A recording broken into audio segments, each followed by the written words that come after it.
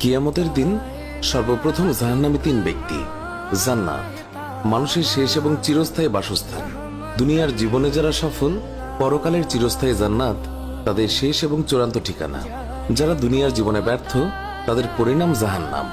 মহাপরাক্রমশালী আল্লাহ তাআলা তিনি অতিশয় দয়ালু, ভীষণ ক্ষমাশীল ও অনুগ্রহ পরায়ণ। একই সঙ্গে তিনি মন্দ কাজের কঠোর শাস্তিদাতা।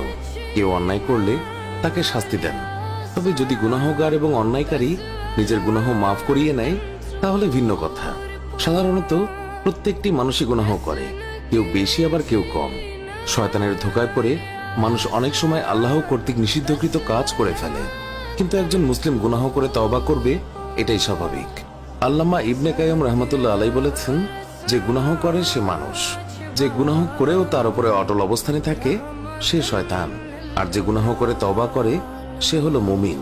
মানুষ যখন আমল করে তখন তার সামনে সবচেয়ে গুরুত্বপূর্ণ বিষয় নিয়ত বা উদ্দেশ্যের প্রশ্ন চলে আসে। সে কি আল্লাহর জন্য ইবাদত করছে নাকি অন্য কোনো উদ্দেশ্য করছে? সেটি ঠিক করার পরেই ইবাদত কবুল হওয়ার ব্যাপারে আশা করা যায়। যদি মানুষ নিজের আমলকে বড় মনে করতে থাকে অথবা লোক দেখানো উদ্দেশ্যে সালাত যাকাত আদায় করে, জ্ঞান অর্জন কিংবা জিহাদ করে, তাহলে সেটি দয়াময় আল্লাহ তাআলা কবুল করবেন না।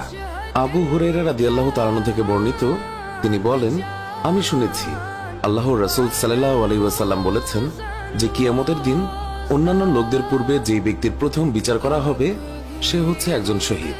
তাকে আল্লাহর দরবারে হাজির করা হবে। আল্লাহ তাআলা তাকে তার দেয়া নিয়ামতের কথা স্মরণ করিয়ে দেবেন। সে তা স্মরণ করবে। অতঃপর আল্লাহ বলবেন, ওই নিয়ামতের বিনিময়ে তুমি কি এমন আমল করে এসেছো? সে বলবে, আমি তোমার সন্তুষ্টি লাভের জন্য জিহাদ করেছি এবং অবশেষে শহীদ হয়ে গেছি। আল্লাহ বললেন, তুমি মিথ্যে বলছো। তুমি এই উদ্দেশ্যে জিহাদ করেছো যাতে লোকেরা তোমাকে বলে অমুক একজন বীর পুরুষ। দুনিয়াতে তোমাকে তাই বলা হয়েছে। তখন ফেরেশতাদেরকে আদেশ করা হবে এবং তাকে উপর করে টেনে নিয়ে জাহান্নামে নিক্ষেপ করা হবে। দ্বিতীয় জন হচ্ছে এমন ব্যক্তি যে ইলম শিক্ষা গ্রহণ করেছে, অপরকে শিক্ষা দিয়েছে এবং কোরআন পাঠ করেছে। তাকে আল্লাহর দরবারে উপস্থিত করা হবে। আল্লাহ তাকে পৃথিবীতে প্রদত্ত তার সকল নিয়ামতের কথা স্মরণ করিয়ে দেবেন। সেও সবকিছু স্মরণ করবে। অতঃপর আল্লাহ বলবেন, এই সকল নিয়ামতের বিনিময়ে তুমি কি আমল করে এসেছো? সে বলবে, আমি ইলম শিখেছি, অপরকে শিখিয়েছি এবং তোমার সন্তুষ্টি লাভের জন্য কোরআন পাঠ করেছি।